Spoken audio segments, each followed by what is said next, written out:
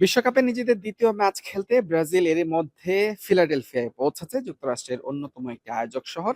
কিন্তু সেখানে যাননি দলটির অন্যতম সেরা তারকা নেইমার। তিনি অবস্থান করছেন নিউ জার্সিতে, যেটি এবারের বিশ্বকাপে ব্রাজিলের বেস ক্যাম্প, যেখানে থেকে তারা নিজেদেরকে প্রস্তুত করছে এবং তার পাশেই কিন্তু অনুশীলন ভেন্যুতে অনুশীলন করছে সেলেসাওরা।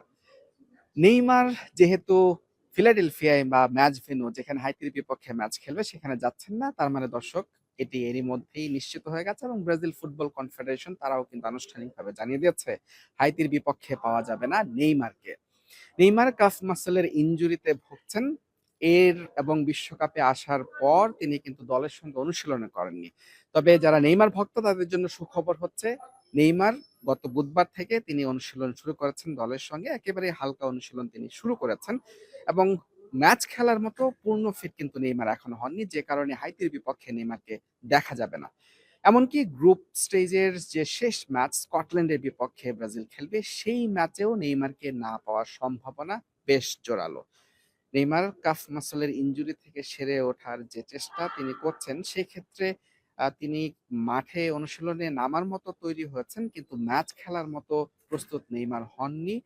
সেটি কিন্তু নিশ্চিত হয়ে গেছে এবং হয়তোবা গ্রুপ স্টেজ শেষ হলে নকআউট স্টেজ যখন শুরু হবে, সে সময় ব্রাজিলের জার্সিতে নেইমারকে বিশ্বকাপে খেলতে দেখা যেতে পারে।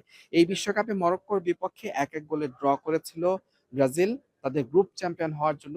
গ্রুপের শেষ ২ ম্যাচ হাইতি এবং স্কটল্যান্ডের বিপক্ষে বলা যায় যে খুবই গুরুত্বপূর্ণ ম্যাচ এবং এখানে তাদেরকে বড় ব্যবধানে জিততে হবে। কিন্তু যে ব্যবধানটা বড় করবে সে আক্রমণ ভাগ কিন্তু দুশ্চিন্তার কারণ কার্লো আনচেলত্তির জন্য। ভিনিসিয়াস জুনিয়র তিনি দারুণ নৈপুণ্যে একটি গোল করেছিলেন, কিন্তু আপ টু দ্য মার্ক না আক্রমণ ভাগ, বিশেষ করে ব্রাজিলের।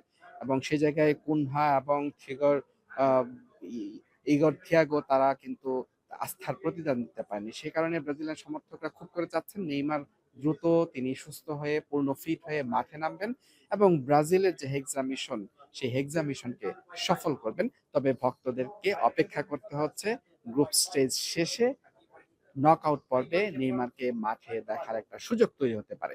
মুজরিবিন তারেক, যমুনা স্পোর্টস, ডালাস, যুক্তরাষ্ট্র।